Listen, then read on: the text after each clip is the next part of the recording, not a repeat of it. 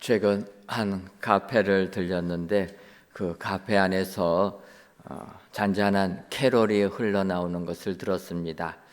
오랜만에 듣는 성탄절 캐롤이라 성탄절이 가까웠구나를 느끼면서 또 한편으로 마음이 설레기도 했습니다. 그런데 또 어느새 우리 사회에서는 이런 크리스마스 캐롤이 사라진 지가 오래되었구나라는 생각도 들게 되었습니다. 예전에는 크리스마스 시즌이 되면은 길거리에서도 항상 캐롤이 흘러나왔습니다. 그런데 우리 사회가 개인주의가 좀 더 강화되다 보니까 길거리에 들리는 그 캐롤 소리가 소음이라 그래서 캐롤을 틀지 못하게 되었고, 또 최근에는 저작권 문제까지 생겨가지고 이제는 길거리에서 캐롤을 듣지 못하는 이런 시대가 되었다, 이런 생각을 하게 됩니다. 어느새 우리 사회는 이렇게 삭막한 사회가 되고 있구나, 이런 생각을 하게 됩니다. 더 나아가서 우리나라가 국민소득이 연 3만 불 시대가 되다 보니까 물질적으로도 또 풍요합니다. 예전에 성탄절 때가 되면은 선물들 주고받는 것이 참 기쁜 것이었는데, 지금은 물질적으로 풍부하다 보니까 선물을 줘도 그렇게 기쁜 마음도 없고, 그래서 이 선물 주고받는 것도 행복하지가 않다라는 것입니다. 더군다나 일주일에 5일씩 일을 하다 보니까 이제는 하루 쉬어도 하도 잘 쉬니까 쉬는 것도 별로 감도 없어집니다. 어느새 우리 사회는 이렇게 모든 것이 무미건조한, 감동이 없는 이러한 사회, 또 세상의 모든 관심은 오직 물질에만 치우쳐져 모든 것이 경제 논리로만 진행되는 이런 사회, 이런 사회를 살다 보니까 더욱더 예수님이 이 땅에 오심이 그리워지는 이런 때다, 이런 생각을 하게 됩니다. 그런 의미에서 이제 오늘 본문 누가복음 2장 34절 상반절을 보면, 시몬이 그들에게 축복하고 그의 어머니 마리아에게 말하여 이르되, 그러면서 예수님에 관하여서 이야기를 하게 됩니다. 사실 이 시몬은 지난주 저희가 묵상한 것처럼 그리스도를 보기 전에는 내가 죽지 않을 것이다, 이런 지시를 받고 그는 성전에 들어갔을 때 때마침 성전에 오셨던 예수님을 만나게 됩니다. 그리고 이제 그 만난 다음에 오늘 그가 사람들에게 축복을 하고 이 예수님, 이 아기 예수님에 대하여서 그 어머니 마리아에게 해주는 이야기입니다. 사실 시몬은 예수님이 이 땅에 오셔서 우리를 구원해 주시는 구원 사역을 이루시는 그 일을 먼저 이야기해 주시는데, 그의 어머니에게 앞으로 주님이 당할 고난을 얘기해 주신다라는 것을 볼 수가 있습니다. 사실 마리아는 어찌됐든 예수님을 육신으로 낳은 어머니라는 거예요. 그 어머니가 자기의 아들이 고난받을 때 얼마나 힘이 들겠습니까? 마치 이삭이 그의 쌍둥이 아들을 낳게 됩니다. 리브가가 야곱과 에서를 낳게 되는데, 성경을 보게 되면 하나님께서 큰 자가 작은 자를 섬길 것이라 그렇게 말씀을 하십니다. 그때 그 야곱의 어머니 되는 리브가는 그 하나님의 말씀을 마음에 두었다라는 것입니다. 그래서 장남 에서보다 야곱이 더 크게 쓰임 받을 것이다, 그 말씀을 마음에 두었기 때문에 리브가는 어찌든지 둘째 야곱이 더 쓰임 받도록 노력을 합니다. 그 노력 가운데는 남편 이삭을 속여서 그 야곱이 장자의 축복을 받게 하지 않습니까? 근데 그렇게까지는 했는데 결국 그걸로 형 에서가 분노하니까 야곱은 도망갈 수밖에 없었습니다. 이때 리브가와 야곱은 헤어지게 되는데, 성경을 보게 되면 그리고 나서는 다시는 만나지를 못했다라는 것입니다. 큰 자가 작은 자를 섬길 것이다, 하나님의 그 말씀 마음에 두었다가 어머니 리브가는 큰 마음에 상처가 있었다라는 것입니다. 마찬가지로 마리아가 예수님을 낳았지만 그 예수님, 우리를 구원하게 하여 십자가의 죽음을 당하지 않습니까? 그 부분을 벌써 시몬이 그 마리아에게 해준다는 얘기입니다. 그래서 오늘 이 시간 시몬이 말하는 예수님, 이 예수님이 어떠한 예수님인가 다시 한번 살펴보시고 그 예수님을 만나시는 또 영접하시는 은혜의 모든 성도님들 되시기를 주님의 이름으로 축원합니다. 그렇다면 시몬이 말하는 예수님은 어떠한 예수님입니까? 첫째로 흥망성쇠케 하시는 예수님이라 그렇게 말씀하고 있습니다. 오늘 보면 누가복음 2장 34절 중반절을 보면 보라 이는 이스라엘 중 많은 사람을 패하거나 흥하게 하며 이렇게 말씀하고 있습니다. 이 땅에 오신 예수님은 많은 사람을 패하게 하거나 흥하게 하신다. 잘되게 할 수도 있지만 망하게 할 수도 있다라는 것입니다. 맞는 말씀 아닙니까? 예수님은 하나님의 아들이십니다.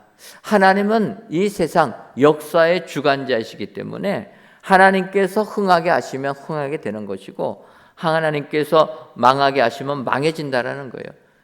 역사의 주관자는 이 흥망성쇠를 다 주관하신다는 것입니다. 마찬가지로 하나님의 아들이지만 이 땅에 오신 예수님도 마찬가지 이런 일을 하시는 분이라 그렇게 말씀하고 있습니다. 여러분 성경을 보게 되면 하나님께서 정하시면 그대로 이루어집니다. 우리가 아는 대로 사울 왕을 하나님께서 이스라엘의 초대 왕으로 세우십니다. 사울이 초대 왕으로 됐을 때 하나님을 잘 섬겼지만 그 왕위를 유지하다가 어느 순간에 하나님의 말씀을 거역합니다. 사울이 보기에는 백성들이 자기를 왕으로 세워주니까 백성들을 두려워하기 시작했다라는 거예요. 하나님을 두려워하는 것이 아니라 백성들을 두려워하는 순간 그는 백성의 눈치를 봅니다. 백성이 원하는 대로 하다 보니까 하나님으로부터 멀어졌다라는 거예요. 그래서 하나님께서 이제 사울을 버리시고 그 다음 다윗을 이스라엘의 왕으로 세우십니다. 하나님께서 다윗을 기름 부어서 이스라엘의 왕으로 세웠음에도 불구하고 사울은 그것을 용납하지 않습니다. 자기가 그 권력을 가지고 다윗을 죽이려고 노력했다는 것입니다. 근데 결국은 어떻게 됩니까? 사울은 다윗을 죽이지 못하고 도리어 자기는 블레셋과 전쟁하다가 죽임을 당하게 됩니다. 그러면서 이제 이스라엘 나라에 사울의 가문과 다윗의 가문이 이렇게 경쟁을 한다라는 거예요. 그런데 이 부분을 사무엘하 3장 1절을 보면 사울의 집과 다윗의 집 사이에 전쟁이 오래매 다윗은 점점 강하여 가고 사울의 집은 점점 약하여 가니라.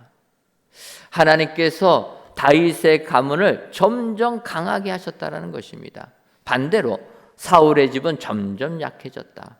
하나님께서는 역사를 주관하시기 때문에 강하게 할 자를 강하게, 약하게 할 자는 약하게 하실 줄 믿습니다. 그래서 우리 예수님, 이 땅에 오신 예수님도 마찬가지로 흥망성쇠케 하시는 주님이시라는 거예요. 우리 예수님께서 이렇게 흥망성쇠를 주관하시는 분이라 말씀하다 보니까 어제 새벽에 있었던 월드컵 생각이 납니다. 어떻게 여러분 우리나라와 포르투갈과 축구하는 거 다 보셨습니까? 그 12시 하는 것들 보셨습니까? 사실은 제가 금요일날 우리 목사님들하고 저녁 식사를 하면서 이야기를 했습니다. 12시에 우리나라가 포르투갈하고 경기를 하는데 이거 어떻게 될 것 같냐 이렇게 이야기를 하다 보니까 한 분이 그랬어요. 우리나라가 포르투갈을 이길 확률은 9%밖에 되지 않는다. 그런데 포르투갈을 이기고 또 우루과이와 가나의 경기에 따라서 우리가 올라갈 수도 있고 떨어질 수도 있는데 괜히 이거 보다가 혈압만 올라가 가지고 새벽 2시에 지고 나면은 꼴딱 밤샐 수밖에 없다. 그러니까 차라리 축구 볼 생각하지 말고 그냥 잠자는 게 더 낫다. 저는 그래서 그 얘기를 들으면서 그렇게 얘기했습니다. 야, 우리나라가 만약에 16강에 올라가면은 야, 설교 시간에 예화를 해야 되겠다. 그 말까지 하면서 이야기를 했습니다. 그리고 이제 금요일날 금요 은혜 기도회 끝나고 임직 훈련까지 하다 보니까 집에 가니까 거의 한 11시가 되었습니다. 11시쯤에 오늘 축구를 하는데 봐야 될까 말아야 될까, 그러다 목사님들과 한 얘기가 있어서 그냥 안 보는 게 더 혈압 안 올라가고 좋겠다 생각하고 이제 잠자리를 들려고 했더니 벌써 12시가 넘어갔습니다. 그런데 핸드폰을 딱 키니까 한 골 먹었다는 거예요. 야, 이거 봤다가는 혈압 오르겠다 하고서는 푹 잤습니다. 오늘을 준비하면서 잘 잤는데 아침에 일어나고 봤더니 난리가 난 거예요. 우리나라가 포르투갈을 이겼다는 겁니다. 한 골은 먹었는데 바로 만회골 넣고 또 후반전까지 다 끝났지만 연장해주는 그 시간 보너스 타임에 우리나라 손흥민 선수가 한 70m 몰고 가가지고 패스해줘서 한 골을 넣고 끝났다. 그런 기사가 나온 겁니다. 얼마나 놀라고 기뻤는지. 사실 저는 그 전까지만 해도 우리나라 선수들 못한다고 비난했었거든요. 근데 그 선수들이 어떻게 갑자기 며칠 만에 그냥 돌변해가지고 포르투갈을 이겼다라는 거예요. 그런데 이제 이렇게 뉴스를 보니까 포르투갈 이겼어도 그들이 기뻐하지를 못했다라는 겁니다. 왜냐하면 같은 시간에 경기가 벌어지고 있는 우루과이하고 가나의 경기 결과에 따라서 우리가 포르투갈을 이겨도 우리는 자력으로 16강에 갈 수가 없다라는 것입니다. 그래서 그 선수들이 운동장에 모여가지고 핸드폰 가지고 보지 않습니까? 한 10분 정도를 보다가 결국은 우루과이가 2대0으로 더 이상 골을 넣지 못하고 끝나버립니다. 그때 그렇게 좋아하는 것을 보면서 이 월드컵이라는 거 세상 사람들은 우리나라가 떨어질 것이라 얘기하고 또 우승 후보라고 하는 나라들, 그 나라들이 탈락을 하고 우리나라 같은 이런 나라는 또 올라가게 되고, 그러면서 생각해 보니까 흥망성쇠는 다 주님이 하시는 거다. 주님께서 하시는 거지. 주님이 높여주시면 올라가는 거고 주님이 안 높여주시면 떨어진다. 그 생각이 들었습니다. 여러분, 오늘 성경이 우리를 구원하기 위하여 이 땅에 오신 예수님은 어떤 사람은 흥하게 해주시고 어떤 사람은 망하게 한다는 거예요. 그게 어떤 의미입니까? 우리가 이 땅에 오신 예수님을 믿으면 영생의 축복을 받는다라는 것입니다. 영생의 축복을 받고 우리는 흥하는 삶을 살게 된다. 그런데 예수님이 이 땅에 왔음에도 불구하고 주님을 영접하지 않는 자는 영벌에 처해지게 된다는 거예요. 버림을 받게 된다는 것입니다. 그래서 예수님께서 이 땅에 오셨을 때 우리는 이 예수님을 영접해야 될 줄 믿습니다. 지금 예수님께서 우리를 구원하기 위하여 이 세상에 오신 그 예수님의 성탄을 기다리고 있는 대강절 기간입니다. 이때 다시금 우리가 우리 예수님은 이 세상 흥망성쇠케 하시는 분이라. 내가 흥하려면 어떻게 돼야 되느냐? 예수님 믿는 것이다. 여러분 기억하시고 이 예수님을 나의 구주로 믿으시는, 영접하시는 은혜의 성도님들 되시기를 주님의 이름으로 축원합니다. 그래서 이사야서 55장 1절에서는 오라 너희 목마른 자들아 물로 나오라 돈 없는 자도 오라 너희는 와서 사 먹되 돈 없이 값 없이 와서 포도주와 젖을 사라. 또 요한계시록 22장 17절을 보면 성령과 신부가 말씀하시기를 오라 하시는도다. 듣는 자도 오라 할 것이요 목마른 자도 올 것이요 또 원하는 자는 값 없이 생명수를 받으라 하시더라. 주님이 우리를 초청하고 있다는 것입니다. 오늘 귀한 예배를 드리시는 사랑하는 성도 여러분, 주님이 부르실 때 주님을 영접하셔서 흥하게 되는 은혜가 여러분들 삶 가운데 임하시기를 바랍니다. 여러분, 본디오 빌라도는 예수님까지 만나는 축복을 받았습니다. 그의 아내가 밤에 꿈에 주님, 내가 힘들었기 때문에 주님, 예수님 죄 없으니까 죽이지 말라. 아내가 그렇게까지 얘기합니다. 그럼에도 불구하고 본디오 빌라도는 폭동을 일으킬 것 같은 백성들을 두려워해서 예수님을 십자가에 죽이지 않습니까? 예수님 만나서 흥할 수 있는 기회를 그는 예수님을 십자가에 못 박음으로 그는 망하고 말았다는 거예요. 여러분, 오늘도 우리 예수님은 흥망성쇠를 주관하시는 분이라 바로 알으셔서 예수님 믿으셔서 주님이 주시는 은혜가 흥하게 되는 축복이 여러분들 삶 가운데 임하시기를 주님의 이름으로 축원합니다. 다음으로 시므온이 말하는 예수님은 비방받는 표적 되신 예수님이라 이렇게 말씀하고 있습니다. 누가복음 2장 34절 하반절을 보면 비방을 받는 표적이 되기 위하여 세움을 받았고, 우리 예수님은 비방을 받기 위한 표적이 되기 위하여 세움을 받았다. 비방받는 분으로 오셨다라는 것입니다. 여러분, 사람들이 여러분들 비방하는 거 좋아하십니까? 우리는 비방받기보다는 칭찬받기를 원한다라는 거예요. 그래서 우리는 사람들의 비난받는 것, 그 자리를 피한다라는 것입니다. 또 사람들에게 남 비방하는 이야기도 안 합니다. 다 좋은 말만 한다라는 거예요. 저도 그렇습니다. 여러분, 목회를 하다 보면은 다른 목사님들한테서 전화를 받을 때가 있습니다. 그 전화 받는 내용이 뭐냐면 저희 교회에서 사역하셨던 분이 자기 교회 이력서를 냈는데 그분이 어떠시냐라고 물어보는 거예요. 그때 제가 뭐라고 대답하겠습니까? 저희 교회 사역하시다가 다른 교회 이제 이력서 내신 분, 그분이 어떠냐고 물어볼 때 제가 어떻게 하겠습니까? 안 좋다고 얘기할 수는 없지 않습니까? 그러면 평생 원수 됩니다. 그래서 좋습니다, 그렇게 얘기하죠. 그런데 그렇게 전화 걸었던 분도 제가 좋습니다 얘기하면 그 의미가 뭔지 안다라는 거예요. 좋다고 얘기하면 무엇입니까? 그냥 형식적으로 한 얘기라는 거예요. 그분이 좋으면 적극 추천한다라는 거예요. 쓰시라고 얘기한다라는 겁니다. 근데 그 얘기까지는 안 하는 거거든요. 좋다라고 얘기하면. 사람들은 남 비방하는 얘기도 싫어합니다. 그런데 여러분, 오늘 예수님은, 우리를 구원하기 위하여 이 땅에 오신 예수님은 비방을 받는 표적이 되셨다라는 거예요. 사실 높은 자리에 올라가면 올라갈수록, 리더가 되면 될수록 비난의 대상이 된다라는 것입니다. 그렇지 않습니까?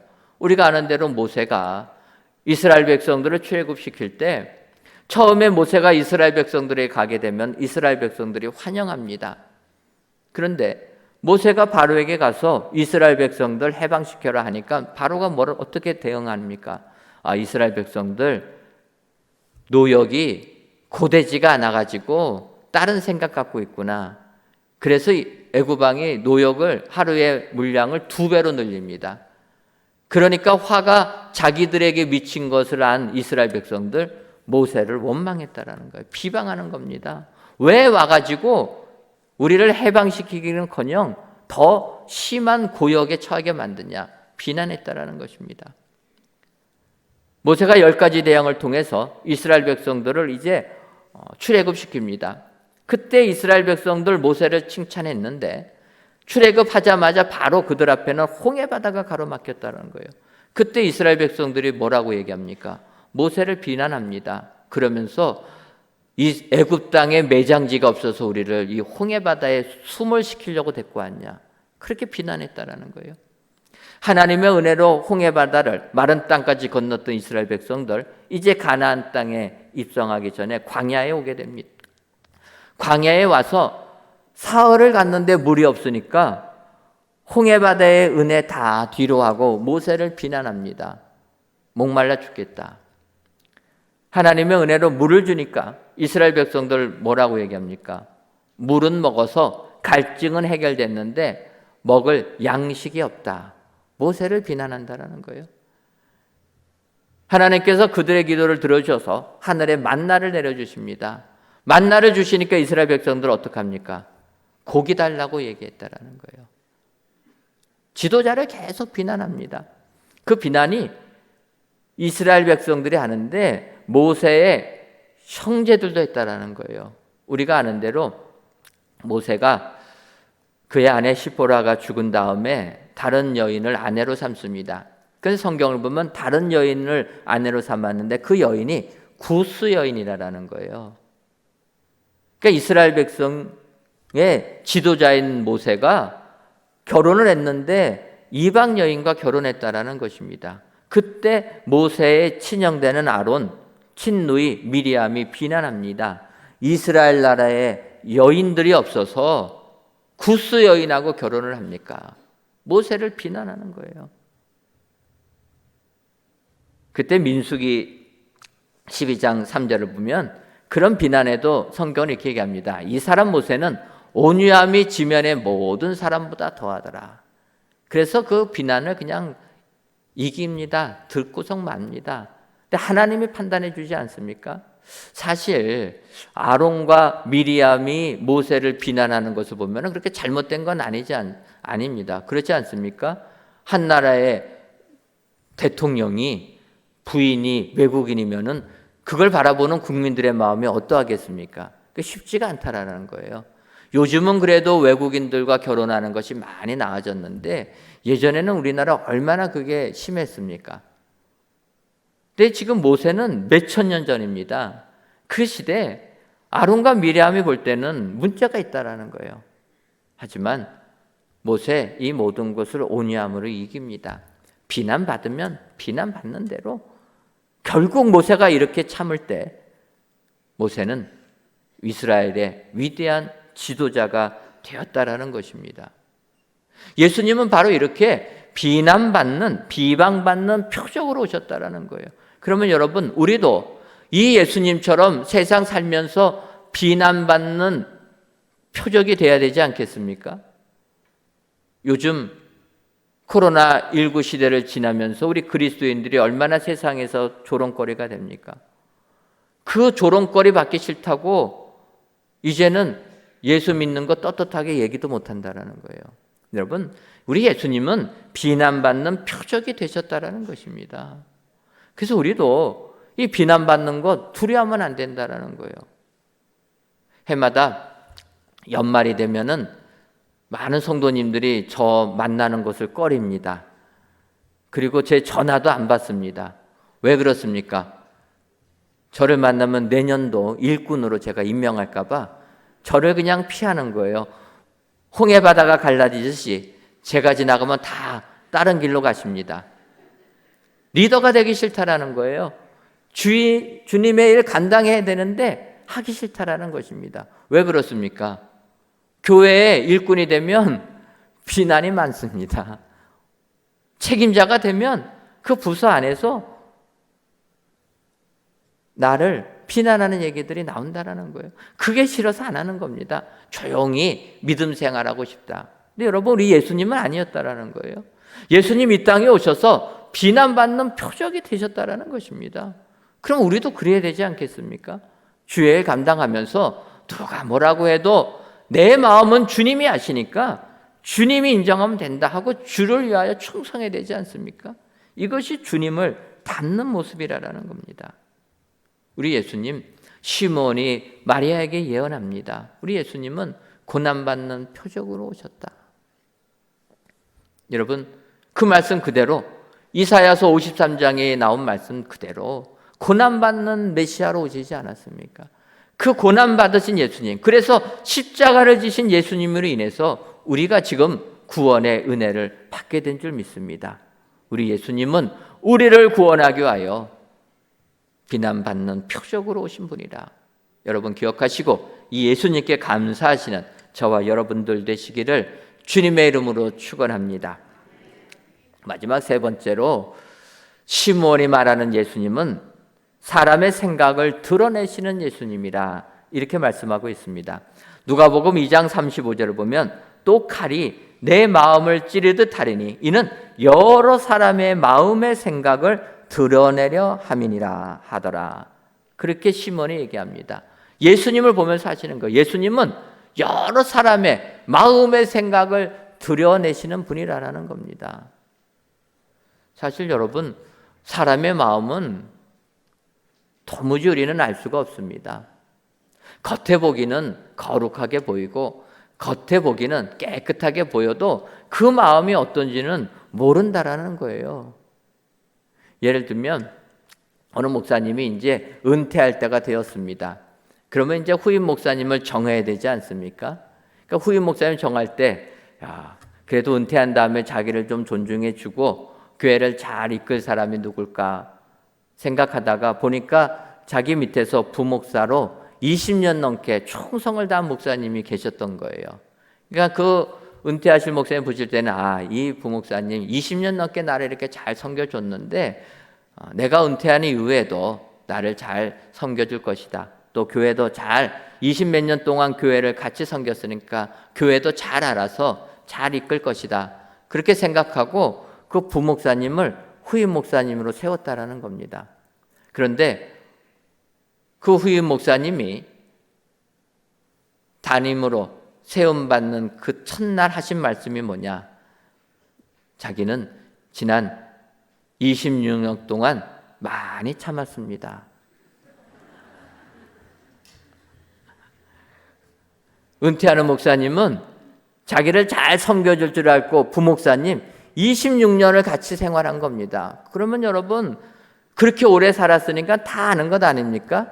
그래서 그 부목사님을 잘 알 줄 알고 안다고 생각하고 세웠는데 그분이 첫날 하는 얘기라는 거예요. 26년 동안 자기는 많이 참았다. 이제 앞으로는 뭡니까? 안 참겠다는 얘기 아닙니까? 여러분 사람의 마음은 모릅니다. 부부가 결혼해서 살지만 여러분 아내가 남편의 마음을 다 아십니까? 남편은 아내의 마음을 다 아십니까? 사람의 마음은 모른다는 거예요.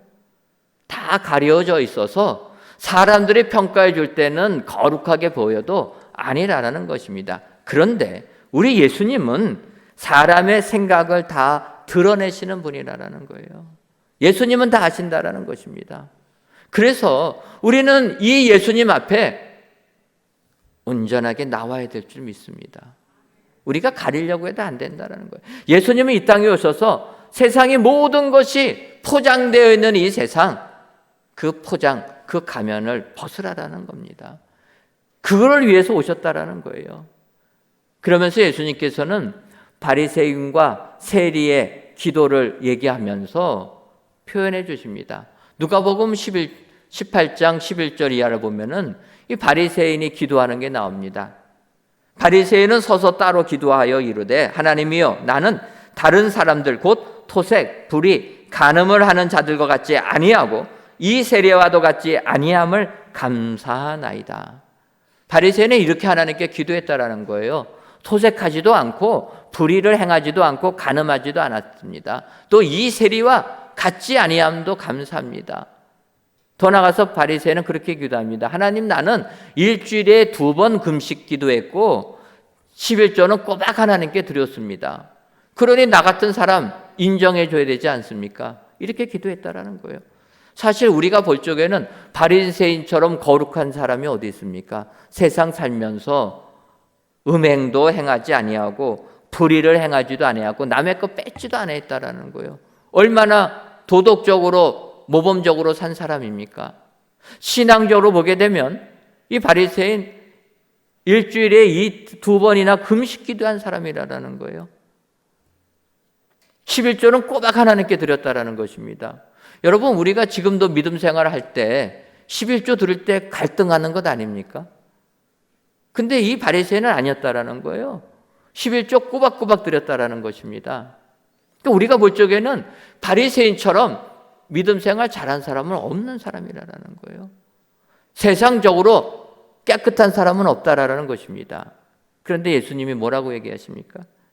그 다음 13절을 보면은 세리는 멀리 서서 감히 눈을 들어 하늘을 쳐다보지도 못하고 다만 가슴을 치며 이르되 하나님이여 불쌍히 여기소서 나는 죄인이로소이다 하였느니라.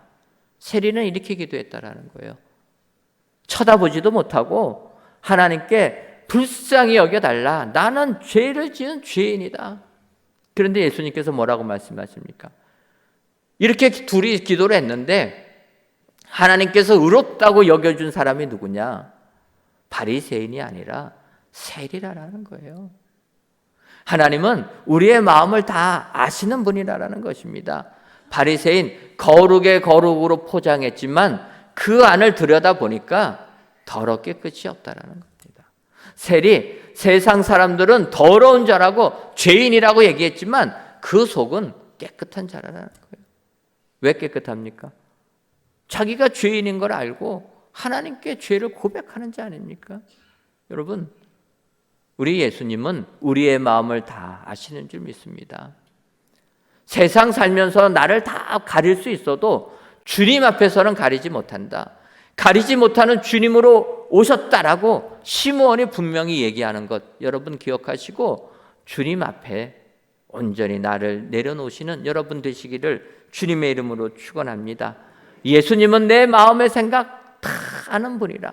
여러분, 그 예수님 앞에 내 자신을 내어놓을 때 우리 주님께서 우리를 깨끗게 해주실 줄 믿습니다. 이번 대강절을 지내면서 우리 예수님은 바로 이런 분이라. 시므온이 예언하는 그 말씀하시는 예수님 바로 이런 분이라. 여러분 기억하시고 정말 우리 예수님 흥망성쇠케 하시는 예수님, 비방받는 표적이 되신 예수님, 더 나아가서 사람의 마음의 생각을 다 드러내시는 예수님이라. 여러분 기억하시고 이 예수님의 오심을 고대하시고 이 예수님의 오심을 기쁘게 맞이하시는 은혜의 모든 성도님들 되시기를 주님의 이름으로 축원합니다.